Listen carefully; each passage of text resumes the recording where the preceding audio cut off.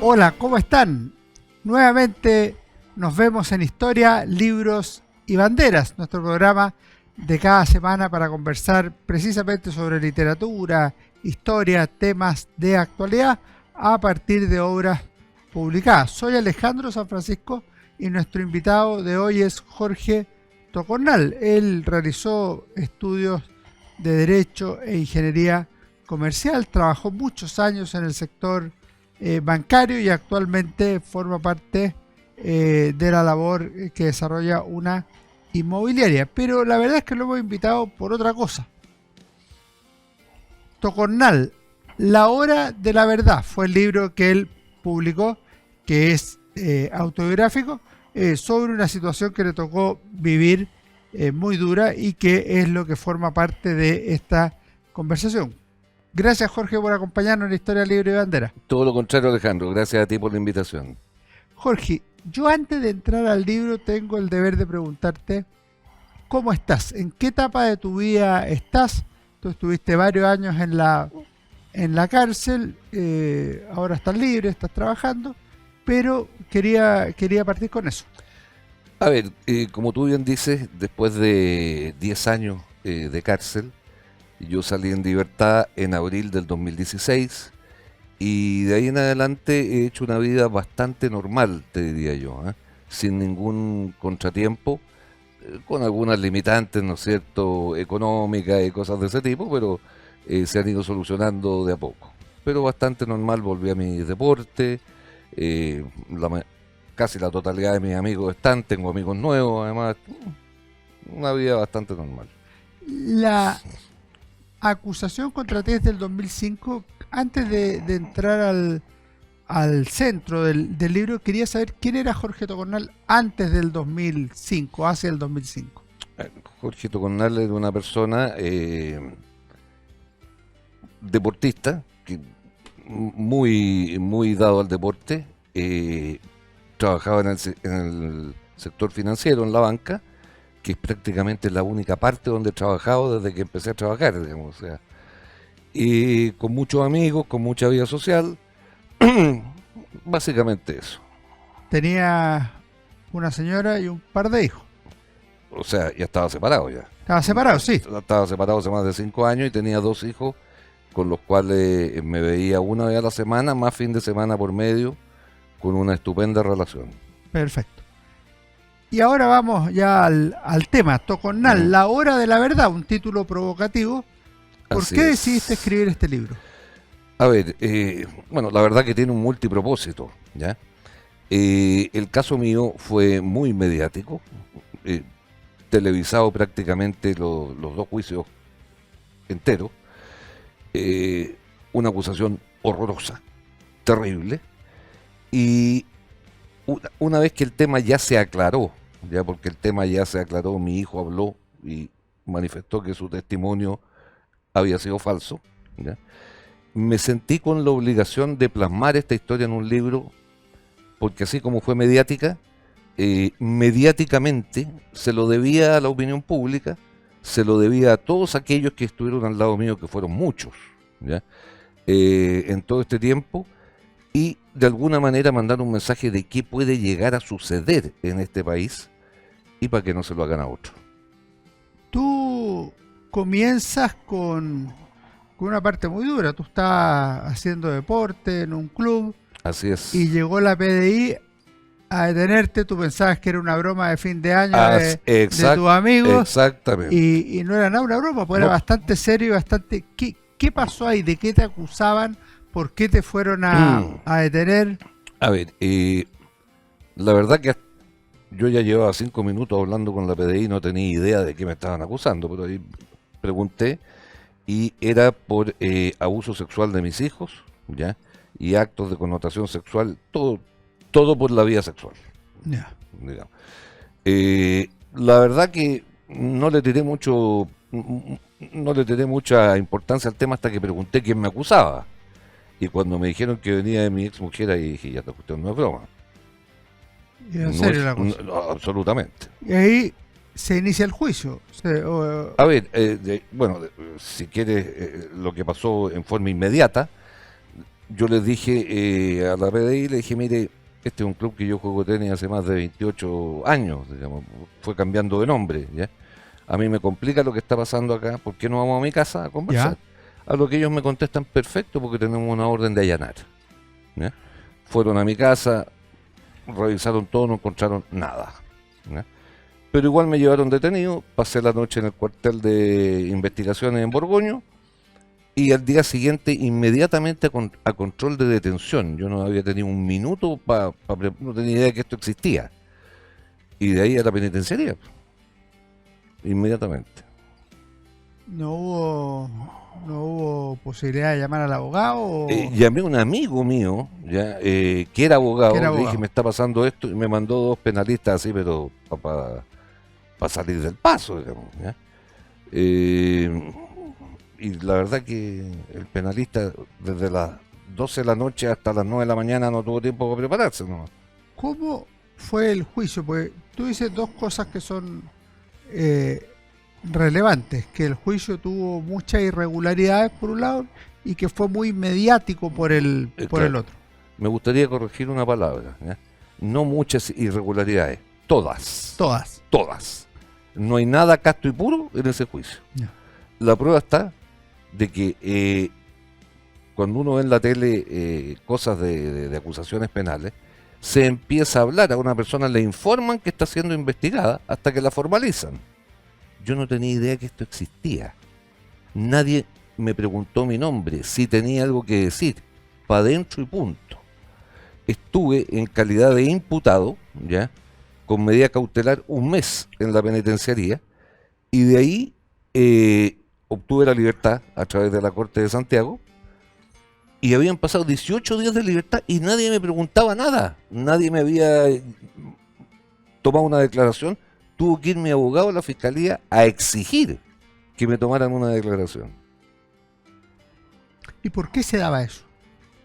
¿Por qué se daba eso? Porque no había ningún ánimo de investigar, el ánimo era condenar. No les interesaba si yo era culpable o inocente. No me gusta decir estas cosas, pero por mi arraigo social, por mi arraigo laboral, el caballito de batalla que tenía la reforma, que iban a hacer justicia con todos, con ricos, con pobres, en fin, yo les caía como anillo al dedo. Se transformó en un caso emblemático. Absolutamente. Creo que fue el tercer caso de la reforma procesal penal. Ahora, cuando uno mira la parte del procedimiento y de lo mediático que fue, ¿por qué hay un grupo que pueden estar los fiscales, algunos canales y otros, que como que se ensañan con este juicio, con este padre? ¿Tiene que ver con lo mismo? Hoy un padre que parece muy, muy perfecto, que hace deporte, que tiene una buena pega, y miren la que tenía. Exactamente, ¿ya? Bueno, ahí yo diría lo siguiente. Cuando no hay ni una prueba, como es este caso, o sea, absolutamente ninguna más allá de testimonios, la estrategia de la fiscalía es tratarte de hacer ver a ti como un ser detestable, ¿ya? No, este señor poderoso, ¿ya? No paga impuestos, se pasa con roja, le pega a la gente, hace lo que quiere. Y cuando logran esta imagen, están todos esperando verte caer. Es así de simple. Ahora en eso sumaron tu ex mujer, tu suegra, y en algún minuto tus hijos declaran. Ellos están manipulados a juicio tuyo. Absolutamente manipulado, y hoy día que se conoce el testimonio del mayor, que fue el testimonio que me perjudicó, Sí. que hoy día lo deshace totalmente, hasta amenazados, te diría yo. Ya. O sea, con una presión doble ahí. Amenazados. Ahora, cuando se va desarrollando el juicio, tú al principio tenías la certeza que esto era una acusación falsa, un error, un deseo de vindicta, de venganza, pero que iba a pasar, pues se iba a aclarar todo. Yo estaba seguro. Y tú vas viendo de repente que no se empieza a aclarar, pues se Así empieza a es, oscurecer la así cosa. es. ¿Cómo vive ese periodo? A ver, la verdad yo siempre estuve muy tranquilo, porque yo dije, una cosa que es falsa de la A a la Z, como te contesté al principio, no es que algunas cosas, todas, se tiene que caer. Es decir, no puede, bueno, y de hecho se cayó. pero se cayó en un tiempo que yo no esperaba, ¿ya? Yo entré a la cárcel inocente y quería salir de la cárcel inocente. Ese fue siempre mi objetivo, por eso trabajé. Te lo vamos a preguntar eso. Sí. A la larga, a ti te condenan. Así es. ¿Cuál es la condena que hacen los tribunales respecto de tu persona y la sentencia que dictan? Bueno, yo tuve 2 juicios. El primer juicio fui condenado a 11 años, ¿ya? Con lo cual se empezó a hacer esta ingeniería legal, no sé cuándo podía salir yo anticipadamente. Y dije, "Ay, no me hagan nada, pues no me interesa. Esto para mí es el todo o nada, no tiene términos medios. Entonces, tratemos de anular el juicio y vamos al segundo". Y eso fue lo que hicimos, ¿ya? Si tú ves los fundamentos de nulidad de la Corte Suprema, te vas a encontrar con que la conclusión final es: señores, con lo que ustedes tienen no pueden condenar a Tocornal. Hágale un nuevo juicio y ocupe lo mismo. ¿Qué te están diciendo si con eso no me podéis condenar? Claro. Absuélvalo. Yo ahí prefiero no meterme en lo que en algunos gallitos o cosas que suelen pasar adentro de las cortes, pero fui condenado de nuevo y la reforma no me permitía volver a la Suprema. Así que ahí me quedé. Salvo que apareciera una prueba nueva, lo suficientemente contundente y que no haya sido discutida antes. Ahí yo podía optar a un recurso de revisión. ¿Fuiste condenado a 10 años de cárcel? No, a 13 la segunda vez. A 13. Subió. La verdad que subir de 11 a 13 a esas alturas con lo que estaba pasando no me hacía ni cosquilla, digamos. O sea, Y cuando tú recibes esta sentencia y ya no hay vuelta atrás, por decirlo de alguna manera, en ese momento, usted se va a la cárcel, señor Tocornal, y se va 10, 11, 13 años. ¿Cómo enfrentaste ese momento? a ver, en mi cabeza el vuelta atrás nunca existió, ¿ya? Nunca existió, ¿por qué? Porque yo sabía que el tema era falso de la A a la Z. Yo decía, un tema así se tiene que caer en algún minuto. Y existe la posibilidad de un recurso de revisión para salir. Pero para eso había que encontrar esa prueba. Ahora, la condena a ti, por lo que leo en el libro, más que por pruebas, es por declaraciones. Nada más. Entonces se prueba encontrar ninguna. una prueba nueva es bastante difícil. No, es que, a ver, cuando hay declaración, la declaración se transforma en un medio de prueba. Claro, Por pero lo tendría que retractarse alguno de los involucrados. O salir, qué sé yo, uno de los testigos diciendo, ¿sabe qué más? A mí me hicieron esto para que dijera tal cosa. Ya, Bueno, perfecto.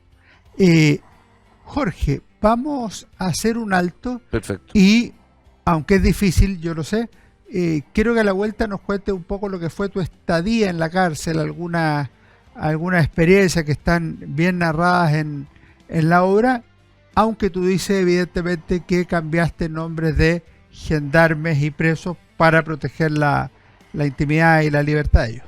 ¿Te Perfecto, parece? no hay problema. Vamos a hacer un pequeño alto y seguimos conversando con Jorge Tocornal. Tocornal, la hora de la verdad, es este libro publicado en 2023, un libro duro, crudo, pero que vale la pena leer. Volvemos de inmediato.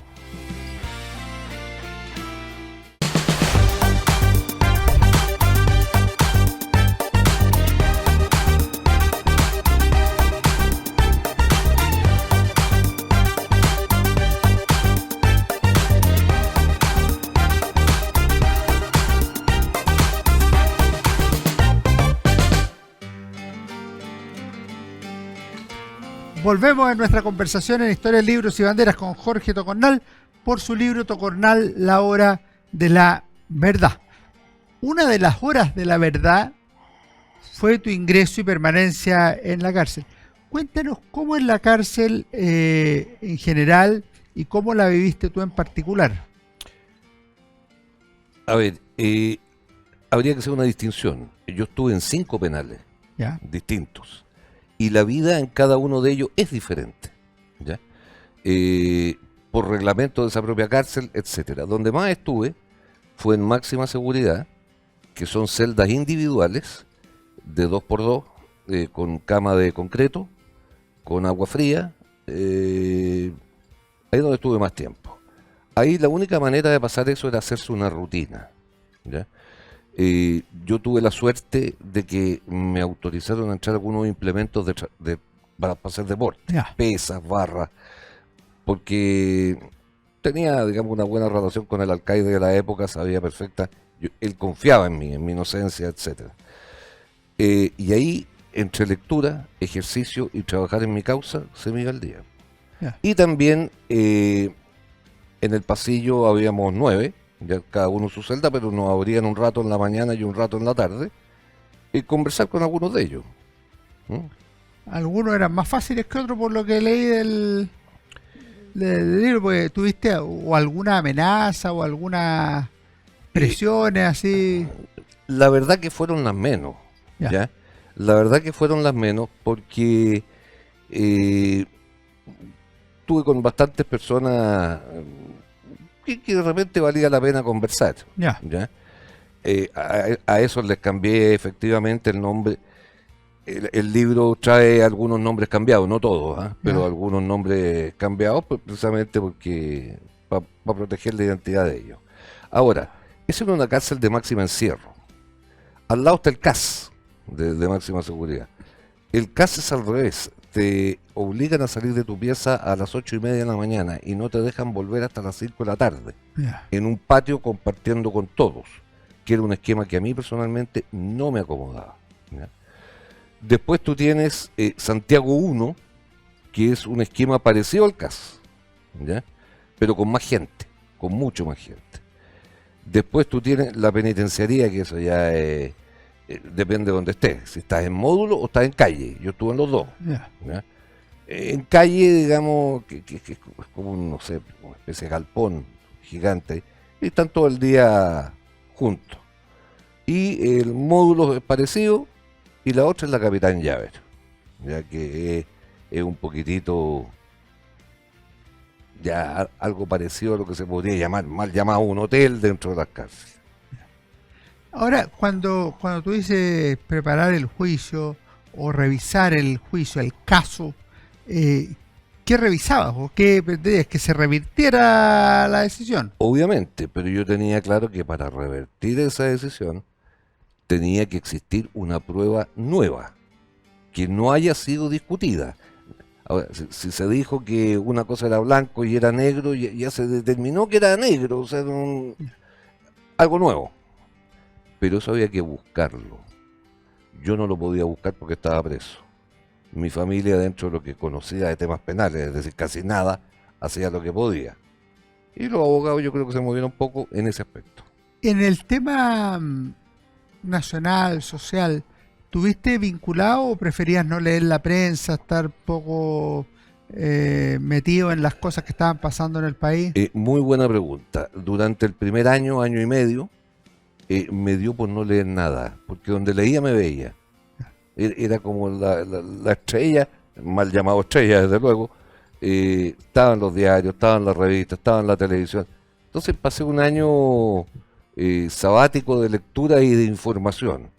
Y después vino ya al revés, me dio por leer mucho, tanto libros, diarios. eh, bueno, de hecho, el hecho de leer el diario me permite probar muchas acusaciones que yo hago en el libro. El, Hay un tema que me llama la atención y que tú me lo manifestaste. Tú tuviste amigos que te iban a ver con cierta regularidad, que estuvieron contigo siempre. Así es. ¿Eso fue decisivo para tu estadía en la cárcel, o no? La verdad, sí, nunca está de más. Pero lo que a mí me interesaba más que la visita era aquellos amigos que estaban dispuestos a colaborar afuera, Ya, ¿ya? O sea, que se iban a dar la lata de tratar de investigar un poquitito ya. para llegar a la prueba que yo necesitaba. Ninguna ayuda me sobraba, ¿te fijas? Ni la de mi familia, ni la de mi abogado, nada. Yo tenía que encontrar eso porque veía que, como tú planteabas al principio, pasaban los años y pasaban los años y pasaban los años y esto no llegaba. Bueno, ¿tú te cuestionaste o tenías clara la motivación de tus acusadoras? Ujú. ¿Cuál es la situación? ¿Tú dijiste esto se puede revertir o decía, mira, mi ex mujer y mi suegra eventualmente van a ir hasta el final. Es que yo creo que no es que ellas pudieran elegir, tenían que ir hasta el final, porque si no iban al final y yo les ganaba, sabían lo que se les venía de vuelta, Ya. de todas maneras. O sea, ya metieron las patas, ¿ya? No sé si dimensionaron lo que hicieron, ¿ya? No sé si llegaron a dimensionar, a- porque a él les costaba dimensionar casi todo, pero esto en particular. Entonces, no sé si dimensionaron lo que hicieron porque no iba a quedar así, ¿no? Ahora, en el libro me llama la atención, y quiero ver cuál es tu explicación o posición, que no eres particularmente duro con tu exmujer y con tu suegra, eh, pese a lo que dices que te hicieron. Eso es un estilo literario, es que se desprende claramente de la lectura lo que ocurrió, o cómo lo ves. La verdad, no estoy tan de acuerdo en que así sea. Yo creo que si se lee el libro bien con calma en esos pasajes, yo creo que soy lo duro que tengo que ser, ¿ya? ¿Ya? Yo honestamente las encuentro a las dos personajes tan repudiables que ni siquiera el odio hay que dárselo, no hay que darles nada. Eh, pero no me van a envenenar. Si ellas quieren que yo me acueste y me levante todos los días pensando en ellas con odio, eso no existe, ¿ya? No forman parte de mi día a día. Lo que sí es tan brutal lo que hicieron, que si las puedo hacer pasar por caja para que paguen algo o todo lo que hicieron, no te quepa duda que se va a hacer. Eh, Cuando tú dices que no están en la lista del odio, llama la atención que el libro no es odioso. Es que cuando yo escribí este libro, yo quería plasmar una verdad que también le pudiera servir, plasmar una verdad que en un minuto se le engañó a todo Chile, ¿ya? Además, como que se llama, mandar un mensaje de que, una denuncia de qué sucede y qué son capaces de hacer, sobre todo el Ministerio Público y algunos abogados que lo único que persiguen es ganar plata, y además para que no se lo hagan a otros. Pero yo creo que la pataleta nubla eso, ¿ya? Dice, no, este gallo lo que está haciendo está disparando de Chilcolajote enfurecido. No es el tema. Yo estoy haciendo un análisis verdadero con un libro que en su primera página dice que todo lo que yo pongo es comprobado, ¿ya? Aquí no es créanme o no me crean, como son los juicios orales. Todo lo puedo probar. Y yo creo que esa era la forma correcta de hacerlo, ¿ya? Que le estoy cuidando la espalda a mi ex mujer o a mi suegra, olvídalo, ninguna posibilidad. Pero yo creo que esto no le pone más credibilidad con pataleta o Ya. con actuaciones como lo hacía ella siempre. Ahora, hay una cosa que te pediría no aclarar, sino que ordenar. Cuando tú dices, todo el juicio fue falso, injusto y todo eso, Así es. ¿puedes jerarquizar y decir dos o tres cosas que te parezcan particularmente graves, inaceptables, entendiendo que tú consideras que el conjunto del malo? Por supuesto. A ver, lo primero, encuentro muy grave, ya que hoy día no está pasando, me la tuve que comer yo, que a una persona que está siendo acusada no le avises que está siendo acusada para que él pueda hacer sus descargos. A nadie le importó eso. No es para lo que fue creado el Ministerio Público. A ello lo rige el principio de objetividad, de investigar tanto lo que a mí me inculpa como me exculpa. ¿Qué es lo que hacen? Irreprochable en conducta anterior porque no tenía ni parte de tránsito antes. Listo, ya investigué. Pero para condenarte son capaces de ir a Tombuctú, a buscar papeles o cosas de ese tipo. Esa no es la pega que tienen que hacer, ¿ya? Después, yo en el primer juicio tuve un voto absolutorio de todo, el voto de minoría, de doña Dori Ocampo Méndez, una estupenda jueza reconocida. Ella hace un análisis donde todos los profesionales de la salud mental, psicológica, que vieron a mis hijos, dice, como andaban dando palos de ciego, ¿ya? No se les ocurre más que inventar esto, los hace pedazos. El voto absolutorio está escrito entero, ¿ya? ¿Y qué más te puedo decir? No sé, es todo. O sea, Todo. a mí me gustaría, no es el caso, el entrevistador eres tú, yo contesto, pero Pero, decir, por favor, nómbrenme algo que sea cierto. ya, Al revés. ¿Dónde está? Y lo debatimos. Desde el punto de vista de la acusación. sí. Porque tú efectivamente dices en el comienzo que todo lo que tú dices está avalado en las grabaciones, en el juicio. Exactamente. De En la prensa, en testigos. Y en la guinda de la torta que me la voy a preguntar más adelante, entonces no prefiero no mencionarla ahora. Vamos a ir a otras cosas. Ujú. Cuando van pasando los años, ¿pierde la esperanza de que esto se va a revertir alguna vez? ¿Pierde la esperanza de que va a llegar esa prueba que decían que podía cambiar el escenario? Sí, sí la pierdo. ¿Fue luego? ¿Fue Eh, avanzado? Yo te diría que la perdí más o menos al quinto año.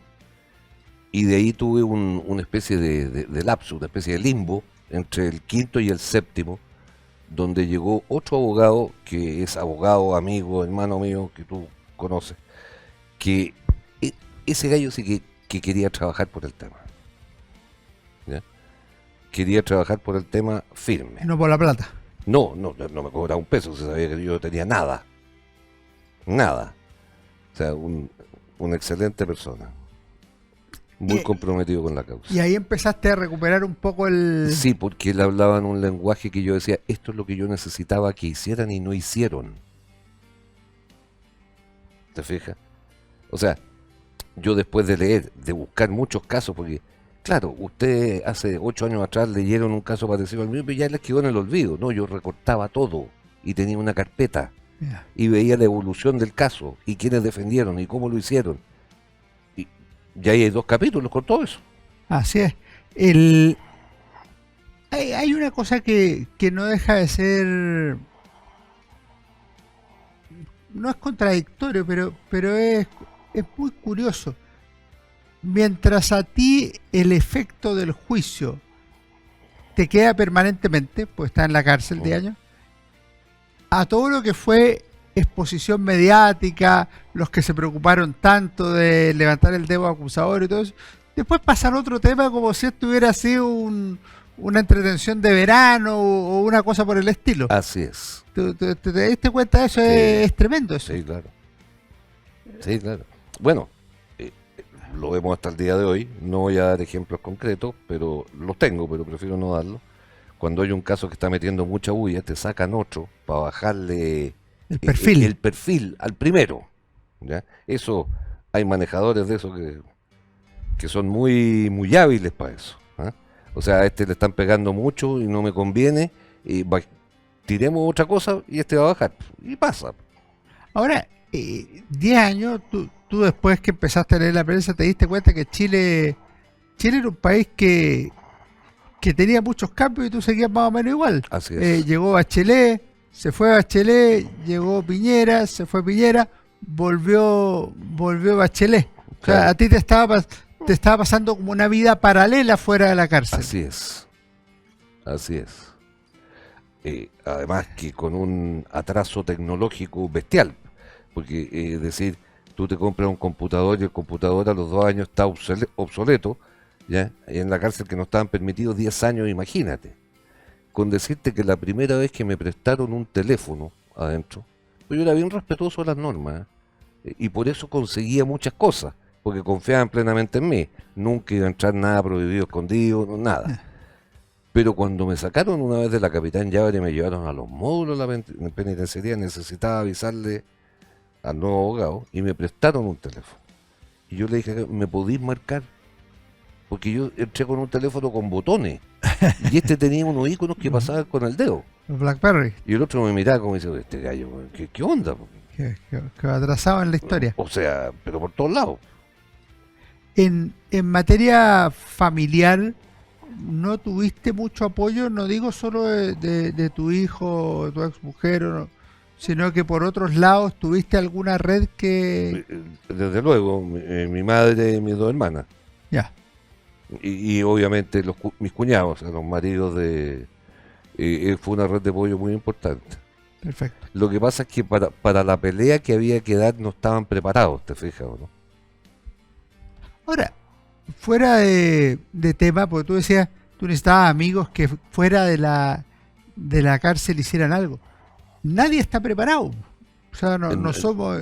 O sea, tienes que empezar a actuar y aprender las cosas. Es cierto, pero bueno, hay unos más preparados que otros. O sea, Hay uno, y algunos pueden tener más voluntad, más tiempo, También, más ganas, también. pero objetivamente no es una fórmula fácil Estamos de acuerdo. para comprometerse ahí. Estamos de acuerdo. Jorge, vamos a hacer el último alto de Ujú. nuestro programa, pero a la vuelta quiero preguntar una cosa que llama la atención cuando uno la lee. Yo viendo la coherencia del libro la entiendo al final, pero igual sigue llamando la atención. A ti te ofrecen salir antes de la cárcel, o sea, estar libre, Así es, estar en una casa, poder ver a tus amigos, así es. y tú por una razón que tú vas a explicar a la vuelta, dices, no, o es esto, pero esa fórmula intermedia no la acepto. Así es. Ya, Eso eso fue es en dos ocasiones. lo que te quiero preguntar a la vuelta No hay problema. de este pequeño alto. Y seguimos en Historia, Libros y Banderas. Estamos conversando con Jorge Tocornal. Tocornal, La Hora de la Verdad, un juicio extraordinariamente mediático, como suele ocurrir en Chile, como todas las noticias tienen su boom y desaparecen, muchas personas no se acordarán. Esto fue hace 20 años, el 2005, y los años siguientes. Y aquí está contado por su principal protagonista. Volvemos de inmediato.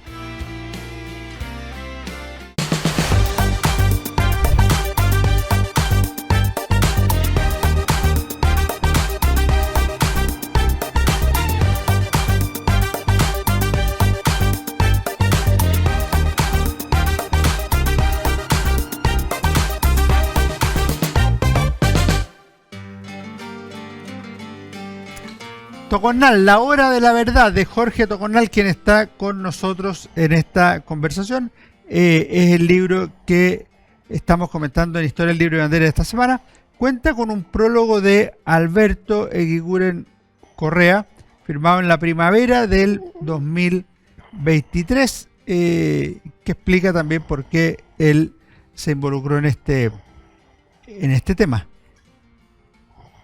No quisiste salir de la cárcel en la forma como te proponían. ¿Qué te proponían? ¿Cuáles eran las circunstancias jurídicas y personales que te llevaron a eso? Que suena contraintuitivo. A ver. Vamos a contestar la pregunta y vamos a hacer un par de aclaraciones. Con los beneficios intrapenitenciarios y legales que tú vas recibiendo algunos premios, efectivamente tienen la posibilidad de salir antes. No, contablemente llevas bastante más meses que en términos reales, por los premios que te dan. Pero para eso, tú tienes que firmar un papelito, ¿ya?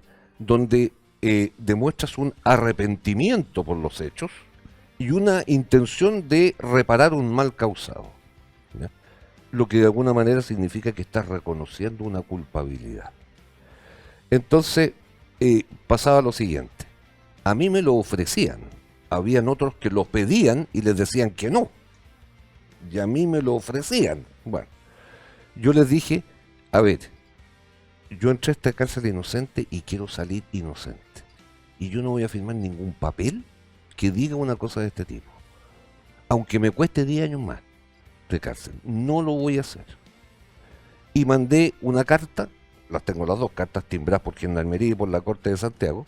Mandé una carta diciendo que yo me restaba del proceso de libertad condicional. ¿Ya? Bueno, como me restaba, no me consideraban. Porque yo encontré que firmar una cosa así, para salir, era echar por tierra todo el esfuerzo, todo el trabajo que yo estaba haciendo. Que era demostrar mi inocencia sí o sí. ¿Ya? Esto pasó en 2 ocasiones, y en las 2 las rechacé. ¿Ya? Entonces, esto empezó a ser un problema para Gendarmería. ¿Ya? Tener un gallo como yo adentro que no quería salir, etcétera. Entonces me empezaban a presionar sacándome de cárceles buenas y mandándome a cárceles malas.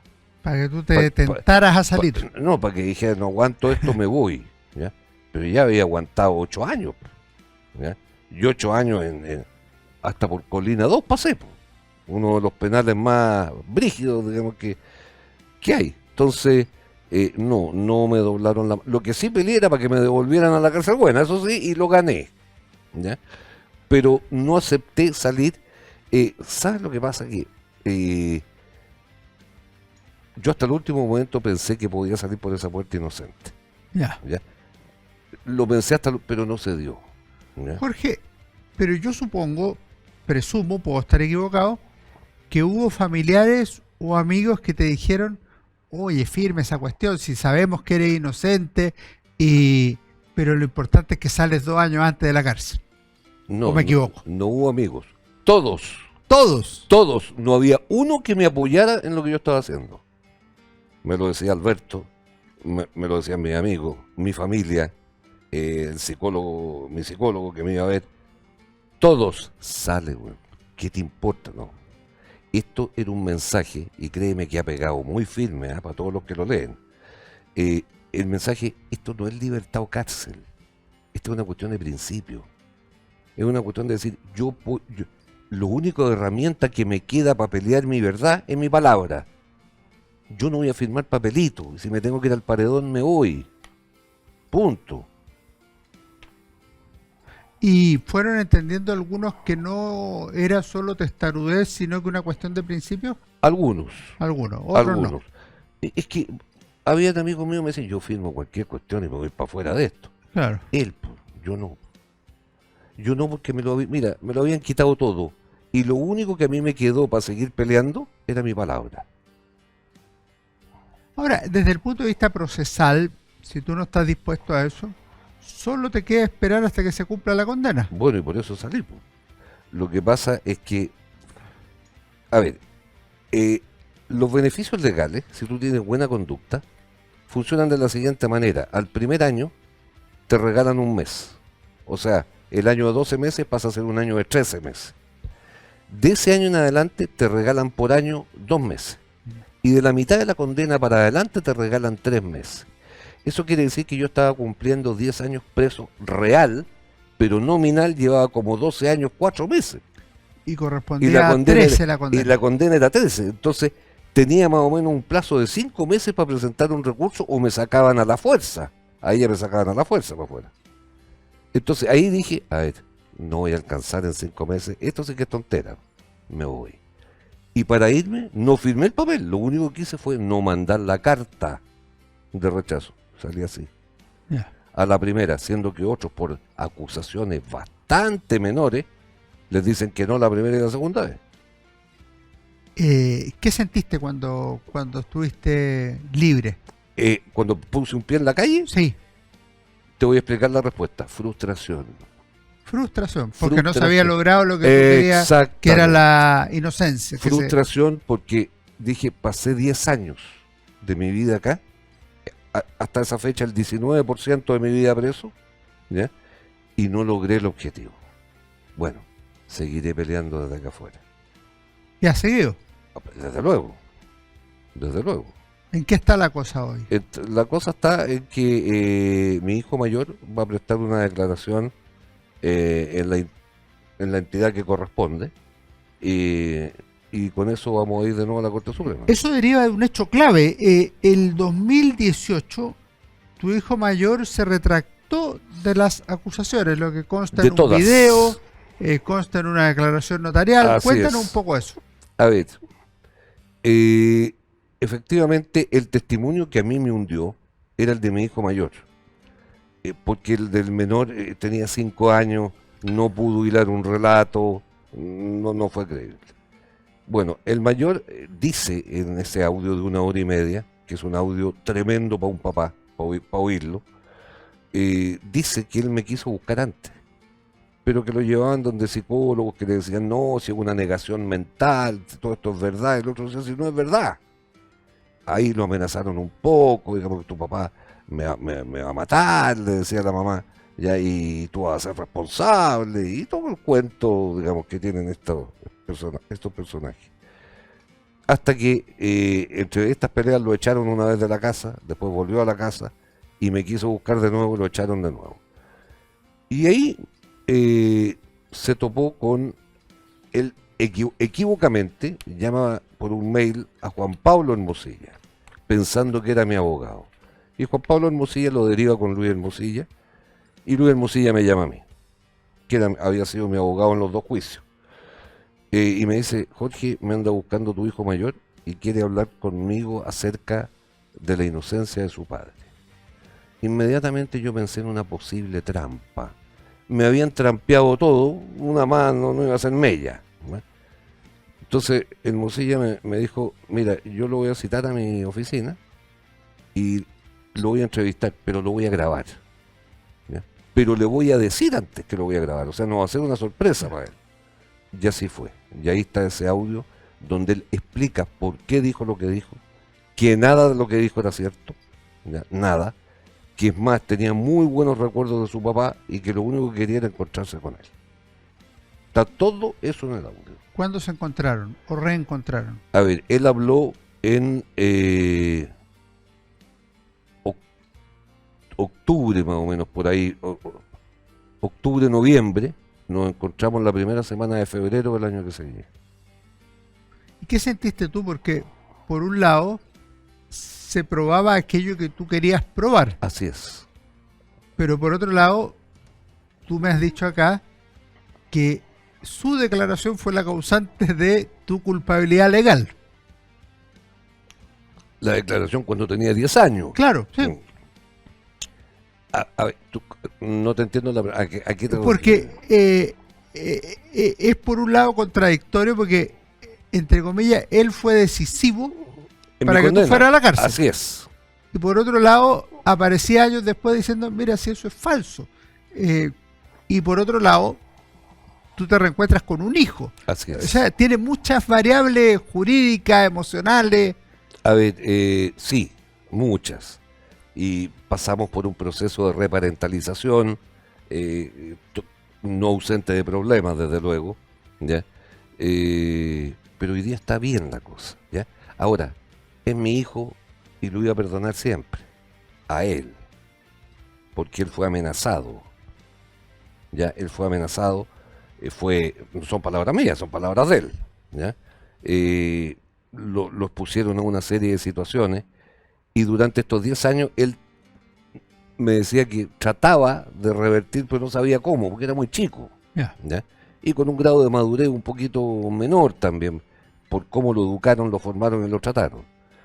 Pero yo a él le otorgo, qué sé yo, un 10-15% de la culpa, que se lo tengo perdonado. Ya. El resto viene por otros lados. Ahora, desde el punto de vista legal, ¿qué te dicen los abogados o algún juez con que hayas conversado, alguna persona te diga, mira, esta cuestión ya hay que olvidarla o no hay que olvidarla, sino que hay que hacer algo? A ver, dos respuestas. Una es que me da lo mismo lo que me digan. Yo no la voy a hacer de lado nunca. Nunca. ¿Ya? Hay un caso en Argentina que se hizo una serie que se llama Carmel, donde la persona ganó el recurso, era un tema de homicidio, ganó el recurso a la tercera o cuarta, ¿ya? Yo voy por la tercera ahora, espero que sea esta. Y está muy cerca de llegar. Para revertir la decisión anterior. Así es. Es que ya, fíjate que yo creo, perdón por la autorreferencia, pero yo creo que ya no quedan argumentos para decirme que no. Ya. O sea, yo creo que sería muy feo después de todo lo que yo he vivido, que me empezara a decir, sí, pero es que como hay una coma que está mal puesta en la escritura, hay que dejarlo de la... No. La cuestión es clarita. Jorge, estamos llegando al final del programa Ujú. y antes de hacerte la última pregunta, que te la anticipé, quería ver si quieres agregar, decir algo más, dar un mensaje. Que yo espero que este libro sirva primero para ver cosas que suceden en este país que la gente cree que no llegan a tanto. Sí llegan. Y que sirva también para que a otro no le pase lo mismo, ¿ya? Es muy duro lo que yo viví. Y para pasar esto hay que tener el cuero duro, pero no todos lo tienen. A mí me tocaron 3 suicidios en las cárceles. Ya. ¿Ya? O sea, muertos más seguidos, producto de riña, pero suicidios producto de eso. Entonces, imagínate a otra persona le pasa una cosa así. ¿Quién responde después por la vida de él? Yo no digo que estos delitos no existan, sí existen, y bastante, pero también se usan mucho como herramienta para solucionar otros problemas que no tienen nada que ver con la acusación. Jorge, nuestra última pregunta a todos los invitados es la misma. Recomendación de libros. Y te quería pedir, por razones obvias, algún libro que en la cárcel te haya servido particularmente, te haya ayudado, te haya gustado, y otro, si quieres, que lo hayas leído en tu vida en cualquier minuto. Bueno, la verdad que traía dos, pero a raíz de lo que tú me acabas de decir, vamos a tirar tres. Ya. ¿Ya? A ver, lo primero, para enganchar un poco con el libro mío, yo recomendaría para los que les interesa esta historia y este tipo de temas, leer Las Brujas de Salem, de Arthur Miller. Ya. ¿Ya? ¿Por qué? Porque cada vez que hay acusaciones de este tipo y hay menores, las partes querellantes, los menores no mienten. ¿Ya? Los menores dicen la verdad sin filtro. Bueno, yo creo que desde el año 1600 vienen mintiendo, porque Las Brujas de Salem es una historia real. ¿Ya? No es una novela, es una historia real que ocurrió en Boston, en Estados Unidos, y donde sí se prueba que los niños sí mienten. Y a mí, desde luego, me consta. O sea, no es que lo crea, me consta. Lo que sí es importante es entender que la mentira de un niño es distinta a la de un adulto. Persigue con eso protección, llamar la atención, cariño, bajar un castigo, y te podría nombrar 20 más. Es totalmente distinto. No lleva la maldad de la mentira al adulto, pero es una mentira igual, un hecho no cierto. ¿Ya? Bueno, eso para entender un poco lo que pasa con estas cosas. Lo otro, recomendaría un libro que se llama El Reino, ¿ya? De Emmanuel Carrère. Claro. Que tengo que confesar que no lo he terminado, pero el esqueleto ya está, voy en la última. Ya. Y libros que leí en la cárcel, que es una novela muy conocida, pero que a mí me causa mucho impacto, ¿ya? Es El Conde de Montecristo. Ya. ¿Ya? Que aparte de ser muy entretenido, me causa mucho impacto porque es una historia, no es que yo sea conde, digamos, pero muy equivalente. Perfecto. ¿Ya? Esos tres te podría mencionar. Jorge, te agradezco especialmente que hayas venido a nuestro programa Historia, Libros y Banderas para conversar sobre Tocornal, la hora de la verdad, el libro que tú escribiste para contar tu caso. Así es. Todo lo contrario, muchas gracias por la invitación, Alejandro. Ustedes no se vayan, ya viene mi recomendación de libro como cada semana. Que esté muy bien y nos vemos en nuestro próximo Historia, Libros y Banderas. Hola, ¿cómo están? Soy Alejandro San Francisco y en nuestro programa Historia, Libros y Banderas de esta semana quería recomendar este libro, Las Moradas del Castigo, origen y trayectoria de las prisiones en el Chile republicano, 1778-1965, de Marco Antonio León y publicado por el Centro de Estudios Bicentenario. Es una obra muy completa sobre un tema de permanente actualidad en el país, como es su sistema carcelario, como son las prisiones, como es la administración de la justicia y la vida en las cárceles. Aquí aparecen las cosas que pueden ser más obvias, pero también aparece la prisión política y otros temas asociados. La vida de la cárcel con su dureza, con sus castigos, con el apoyo estatal, con una situación que parece no tener solución. La Morada del Castigo de Marco Antonio León es la obra de esta semana en Historia, Libros y Banderas, un trabajo completísimo, una gran investigación. Que estén muy bien, nos vemos en nuestro próximo programa.